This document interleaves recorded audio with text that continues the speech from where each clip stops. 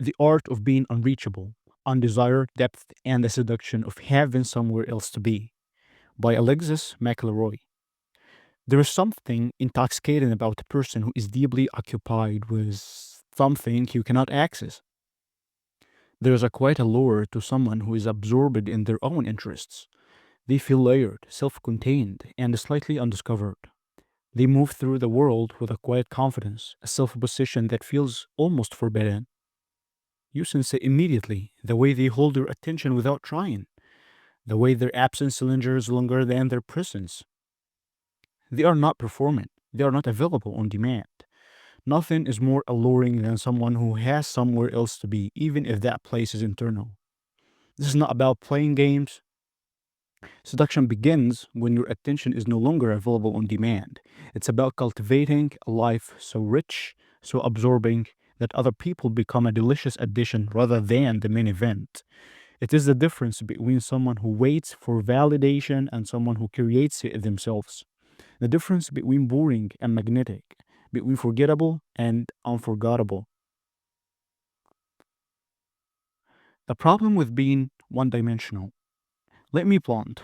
If your entire existence revolves around dating, relationships, or getting someone to notice you, you have already lost. Not because wanting connection is wrong, but because desperation has a scent. It clinges to you. People can smell it before you even speak. I learned this the hard way. There was a time when I had interests, real ones, books that consumed entire weekends, games that required strategy, focus, complete absorption. But the moment romance entered the picture, everything else dissolved. I became flat, predictable, entirely available. And in that availability, I lost the very thing that makes someone worth pursuing mystery. Mystery is not secrecy, it's selectiveness. When you have nothing else, no craft, no obsession, no private world, you become a mirror. You reflect back whatever the other person wants, hoping it will be enough to keep them interested. It never is, because the most seductive people are not mirrors, they are locked rooms, and everyone wants the key. Literature has always understood this. Consider Elizabeth Bennet in Pride and Prejudice, a woman intellectually engaged, often reading, observing, forming judgments. She is absorbed in her own world of wit and critical thinking. Mr. Darcy, despite his wealth and status, is the one who must recalibrate himself to earn her regard. Her interest is never something he can demand. It emerges only once respect and intellectual parity are established. Elizabeth's power lies not in her availability, but in her autonomy. She has a life of the mind that exists entirely independent of his desire for her. The alchemy of depth. Depth is not accidental, it's cultivated, built in the hours you spend alone, absorbed in something that has nothing to do with how you are perceived. A man who plays piano in the late hours, fingers moving across keys like lover's touch. A woman who paints in her studio, splattered with colors, unreachable. Someone who writes, who codes, who builds from nature with their hands, who gardens, who cooks elaborate meals for no one but themselves. These are the people who stop you mid sentence, who make you lean in, who make you wonder what they are thinking about when they go quiet. They have texture, layers, a richness that cannot be accessed in a single conversation, a single night, a single month. You could spend years with them and still discover new rooms. Independent interests give a person dimension. Not everything is immediately available, and that restraint is part of the allure. When someone belongs fully to their own passions, they feel less performative and more compelling. They don't need you to complete them, they are already whole. And that wholeness is devastatingly attractive. The power of absence. Mystique lives in the parts of your life that don't need witnesses. A private hobby is a kind of seduction. You disappear into it, and people feel the absence. When you disappear into your craft, your ritual, your obsession, people notice. They feel it. The way your attention shifts away from them and towards something they cannot touch, it creates hunger. He wants to know where you go when you are not with them, what you think about, what fills your time. This is not about withholding or playing hard to get. It's about genuinely having a life that interests you more than consistent validation. The more interest you cultivate in your own life, the less you feel compelled to seek it from others.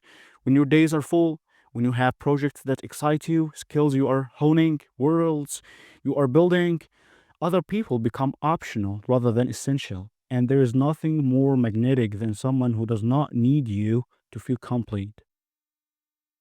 Think about the people who have captivated you. I guarantee they were not the ones who made themselves endlessly available. They were the ones who had somewhere else to be. The painter who couldn't meet you until after her studio hours, the musician practicing for a show you were not invited to, the writer who disappeared for days into their manuscript, the entrepreneur consumed by building something bigger than any single relationship. The most magnetic people are never bored. They are busy becoming. The refugee you create. Hobbies are not frivolous. They are sanctuaries.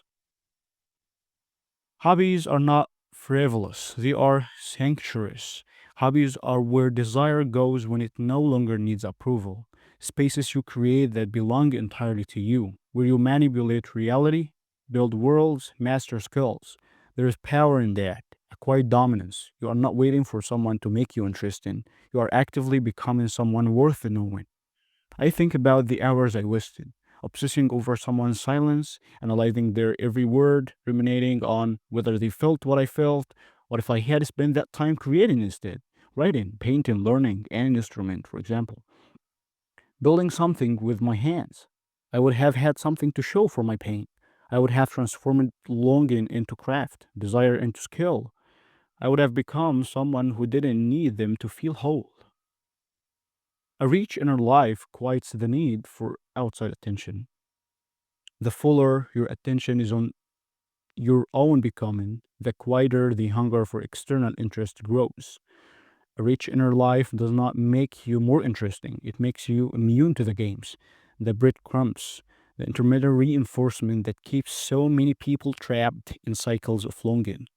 When your life genuinely interests you, validation from others become optional. When your life genuinely interests you, validation from others becomes optional. You stop tolerating less because you know your time is valuable.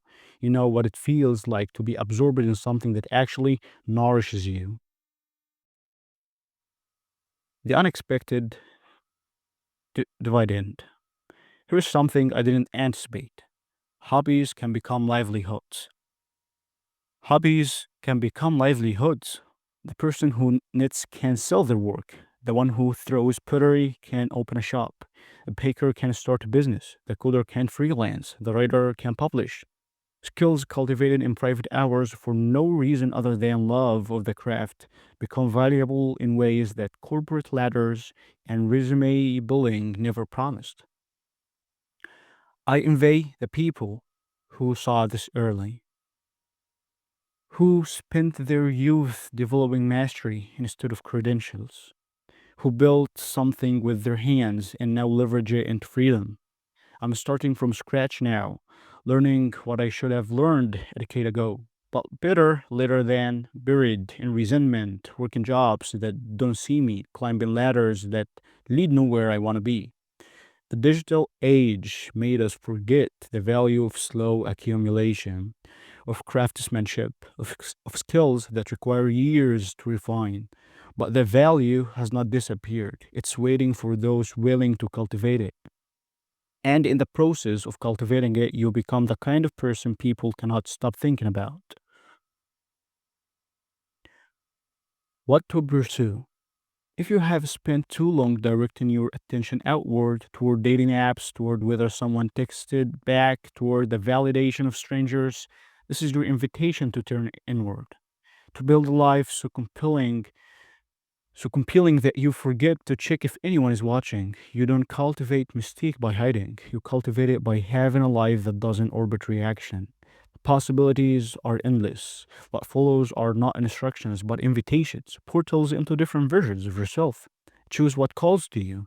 Choose what quiets the noise. Choose what makes you forget to perform. Keep a journal and leave your phone in another room. Document your transformation, your thoughts, the architecture of your inner world. Let the page become the place where you make sense of desire, ambition, heartbreak. There's something clarifying about watching your own handwriting move across paper. It slows you down, forces you to metabolize your thoughts rather than simply react to them. Your anxieties lose their grip when you name them. Your dreams become tangible when you write them down. Mystique is built in the hours you don't explain. The journal holds what you don't need to share with anyone else. It becomes a proof that you have an interior life rich enough to sustain you. Keep a book in the bathroom, swap it for a screen time.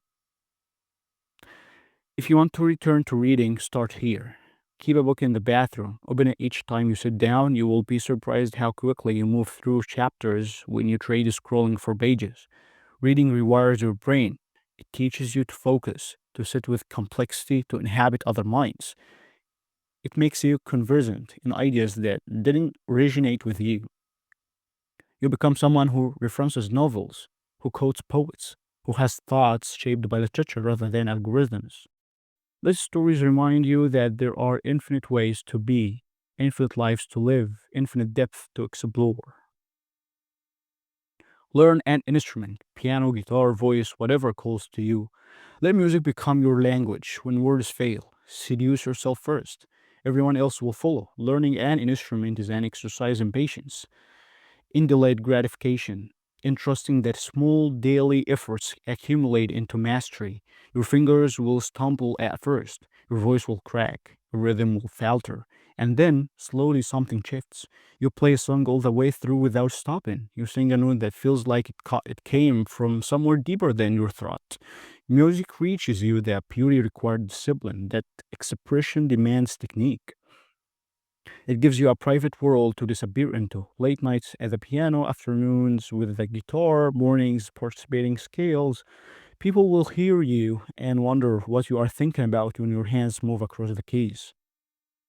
Point or draw, create something from nothing. Let your hands remember what it feels like to be the source of beauty. There is something meditative about watching color spread across canvas, about shading in the curve of a face, about turning a blank page into a world. Painting silences the voice that demands constant productivity. It asks only that you show up, that you pay attention, that you trust your instincts. You will make ugly things before you make beautiful ones. That is part of the process. What matters is that you are building something that didn't exist before you touched it. Each stroke is a choice. Each choice reveals something about how you see. You become someone who notices light, who understands shadow, who can translate the intangible into form. Throw pottery, shape clay with your hands. Feel the sensuality of creation, the way pressure and patience yield form. Clay is forgiven and unforgiven at once. It responds to your touch but collapses if you force it. You learn to work with resistance rather than against it. Your hands will be covered in mud, your clothes will be stained. You will center the same lump of clay 100 times before it obeys you. And then, one day, a pole rises beneath your fingers. A vase takes shape, something functional and beautiful emerges from earth and water and heat. Pottery teaches you that transformation is slow, that mastery is earned, that creation is both violent and tender. You become someone who understands that worth is built, not given. Sew, knit, or embroider. Build something stitch by stitch. Master the slow work of transformation. Textile arts are acts of quiet rebellion against a culture of instant gratification. Each stitch is a meditation. Each row is progress you can see and touch. You are building something that will outlast trends, that will keep someone warm, that carries the mark of your hands. Knitting teaches you rhythm. Sewing teaches you precision. Sewing teaches you precision. Embroidery teaches you patience. These are old skills, ancient skills, skills that connect you to generations of people who made beautiful things because beauty mattered. You become someone who values the handmade, who understands labor, who can look at a garment and see the hours woven into it. Bake, transform simple ingredients into nourishment. Master the alchemy of heat and time. Baking is chemistry and into an intuition at once. You learn to read dough, to trust your senses, to know when something is done by how it smells, how it sounds, how it feels. There's magic in watching flour and butter and sugar become something greater than their parts. Bread rising, cake layers cooling, pastry flaking under a knife. Bacon forces you to slow down. You cannot rush yeast, cannot hurry caramelization. It teaches you that good things take time, that precision matters, that small adjustments change everything. You become someone who feeds people, who creates comfort, who understands that love can be baked into things. Learn a language, inhabit a new way of seeing. Speak in tongues that unlock entire cultures, entire ways of thinking. Learning a language humbles you, it makes you a beginner again. You stumble over pronunciation, forget vocabulary, misunderstand idioms, and in that stumbling, you discover that there are concepts that exist in other languages but not in yours. Words for feelings you have felt but could never name. Language learning expands your mind. It teaches you that reality is not fixed, that the way you have been taught to see the world is the only way among many. You become someone who can move between worlds, who understands nuance, who knows that translation is always an act of interpretation. Start a blog, claim your corner of the internet. Fill it with your voice, your ideas, your vision. Build an audience that comes to you because of what you think, not how you look. Writing for an audience teaches you to clarify your thoughts, to defend your positions, to articulate what you believe. It makes you accountable to your own evolution. You can look back and see how you have changed, what you once valued, where you were wrong. A blog becomes a record of your becoming. It's proof that you have something to say, that your perspective matters, that you are more than your availability to others. You become someone whose ideas precede them, whose writing people quote, whose words linger after the conversation ends. Choose one, choose several, but choose something that belongs to you alone, something that asks nothing of you except presence, something that makes you forget to check your phone, to wonder if they texted, to care whether anyone is watching. A quiet passion gives off a louder signal than constant availability. When your life genuinely interests you, everything shifts. You stop performing, you stop seeking constant reassurance. You become someone who exists fully, richly, independently. And that independence is the most seductive thing in the world. People sense it. They feel the pull of someone who doesn't need them, who has depth they cannot immediately access, who has somewhere else to be. Seduction is not about being seen, it's about being felt after you leave.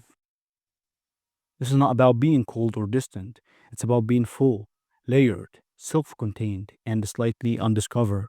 It's about cultivating mystique not through secrecy, but through selectiveness, through having a life so absorbing that others people become a delicious addition rather than the entire meal. A woman with a ritual, a craft, or a private obsession becomes impossibly to fully know. That is the point.